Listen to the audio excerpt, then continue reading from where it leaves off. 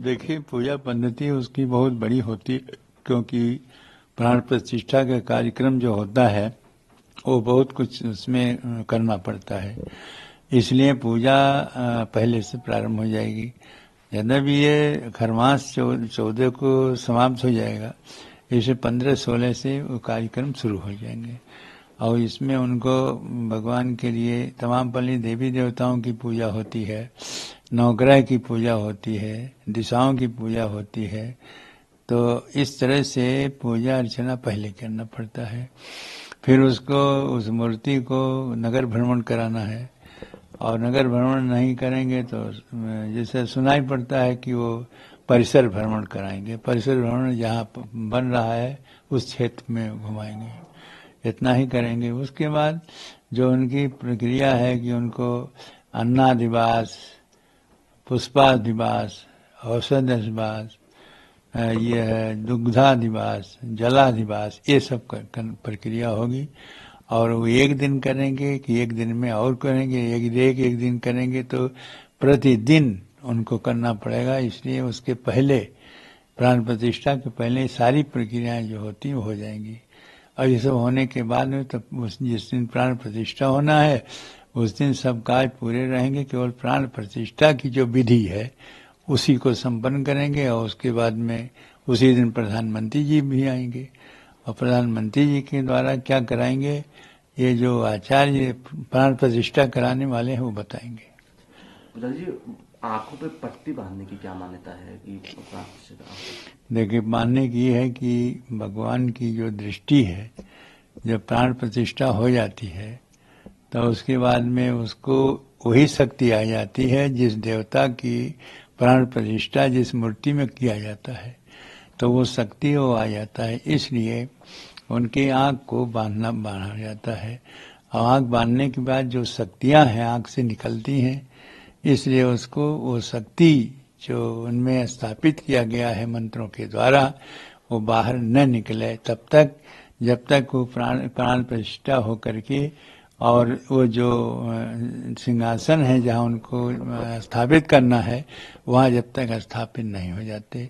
जब प्राण प्रतिष्ठा के बाद स्थापित हो जाएंगे तब उसके बाद में उसको भी सामने से नहीं, बगल से जो भी होंगे वो विशिष्ट लोग, इनको वो आचार्य जो हैं निर्देश देंगे, वो उनकी पट्टी को खोलेंगे। पट्टी खोलने के बाद शीशा दिखाएंगे। शीशा दिखाने के बाद में सोने के सीख से उनको काजल लगाएंगे। ये 3 प्रक्रिया प्राण प्रतिष्ठा और स्थापित होने के बाद होती है। तो इसीलिए कि वो शक्ति जो है वो किसी प्रकार से सीधे और न करके किसी हानि न पहुंचा दे, इससे प्राण प्रतिष्ठा की वो जो कार्यक्रम होने के बाद में उसको पट्टी तो पहले बनाई जाती है, लेकिन प्राण प्रतिष्ठा होने के बाद जो खोलने की विधि है वो इस प्रकार से है। नई रामलला की नई मूर्ति बन रही है, लेकिन एक मूर्ति है जिसके पिछले 3 दशक से पूजा हो रही है, आप खुद कर रहे हैं 3 दशक से, उसका क्या होगा? उसी जगह वो मूर्ति होगी। हो सकता है, जैसा हमें सूचना मिली है कि प्राण प्रतिष्ठित मूर्ति के स्थापित होने के पहले ही मूर्ति स्थापित हो जाएगी। उसमें यह है कि मूर्ति छोटी है और सभी लोग इसको दर्शन नहीं कर पाते हैं, इसलिए बड़ी मूर्ति की जरूरत पड़ी। और एक 5 वर्ष के बालक के बराबर का वो मूर्ति बनी है, उसी मूर्ति की प्राण प्रतिष्ठा होगी। ऐसा है कि व्यवस्था देखा जाएगा कि कहाँ उनको स्थापित किया जाए, जहाँ जो जनता दर्शन करे आ वो भी देखे कि हाँ वो मूर्ति है जिसको लोग 23 दिसंबर 1949 से जिसकी पूजा होती आई है, वह भी इन्हीं के नाम से यह केस भी लड़ा कि वर्तमान में विराजमान रामलला। तो इस तरह का जो है प्रमाणित जो मूर्ति है वह महत्वपूर्ण है, उसी के केस जीता गया है, तो वो मूर्ति की रहेगी ही वहाँ, उसको उसी रूप से पूजा अर्चना होगी जिस प्रकार ये जो नई मूर्ति आएगी उसका है। क्या पूजा अर्चना पद्धति में कोई बदलाव होगा? पुरानी पूजा पद्धति नहीं, पुस्तक मिल गई है, उनमें कोई बदलाव नहीं है। हाँ, कुछ थोड़ा बहुत बदलाव है, क्योंकि और जगह जो पूजा होती तो उसमें भगवान राम का दरबार होता है। उनके माता सीता भी साथ में रहती हैं और उनके भाई भी रहते हैं। यहाँ केवल राम ही है और इसलिए जो स्तुति भगवान राम के और सीता के साथ में की जाती है उसको नहीं किए हैं और ये बदलाव किए हैं। बाकी जो सुबह के उठाना बैठाना स्नान कराना वही पद्धति है जो पहले से चली आ रही है और उसमें जो मंत्र हैं 16 उसी 16 मंत्रों से सब काज होता है। और साथ साथ ये है कि वो मंत्र जो है षोडशोपचार और पंचोपचार 2 प्रकार की विशेष की पूजा होती है। तो षोडशोपचार पूजा होती चली आ रही है। अब उसे मंत्र पढ़ो और समान देव, जैसे ओं सहस्रेशा पुरुषा सहस्राक्ष सहस्रात भूमि गों सत्वा दशांगुलम तभी कहते रामम आवाहयामी स्थापयामी पूजयामी।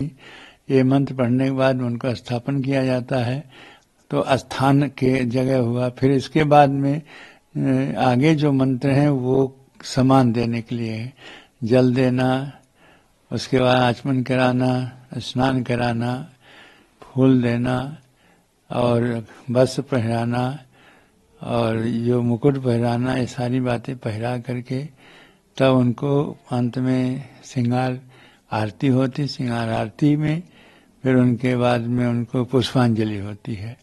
अंत होता है जगे न जग में जंत देवास्तानि धर्माणि प्रथमन्यासन्न तेह नाकम महिमान सचन जत पूर्वे साध्या संति देवा। यह होगा, पुष्पांजलि हो जाएगी। इस प्रकार से सर्वभौम मंत्र के द्वारा उनकी विधि विधान से पूजा होगी। पुजारी जी, आप वेदों के शास्त्रों के जानकार हैं। बहुत से लोग कह रहे हैं कि मंदिर पूरा बनने का इंतजार कर लेते, क्या वजह क्या? नहीं, जितने भाग में रामलला के स्थापित करना वो पूरा बन चुका है और 3 खंड में बनना है तो तीनों खंड के अलग अलग व्यवस्था है, ठीक है। और 1 खंड बन गए हैं, इसे 1 खंड में कोई ऐसा नहीं है पूरा। हाँ, ये होता है जैसे एक मंदिर ऐसे होता सीधा वहां तक जाएगा, शिखर तक, जो सीधा शिखर तक जाता है, बीच में कोई दूसरा चीज नहीं होता है। ऐसे मंदिर जैसे हनुमानगढ़ी बना हुआ है और वो मंदिर बनते तो उसमें पूरा बनने के बाद ही उसकी शिखर की होगी। लेकिन इसमें 3 खंड है। 1 खंड में तो रामलला होंगे, दूसरे खंड में क्या करेंगे वो भी है। तो 1 खंड पूरा बन गया है, इसलिए उसकी जितना भाग बना उसकी पूजा हो जाएगी और उसके पूजा होने के बाद उसमें स्थापित हो जाएंगे। फिर उसके बाद जो काम होगा वो करते रहेंगे। ऊपर जो सीधा एक बनता है, जिसने मंदिर बन गया उसमें शिखर तक एक ही भाग रहता है।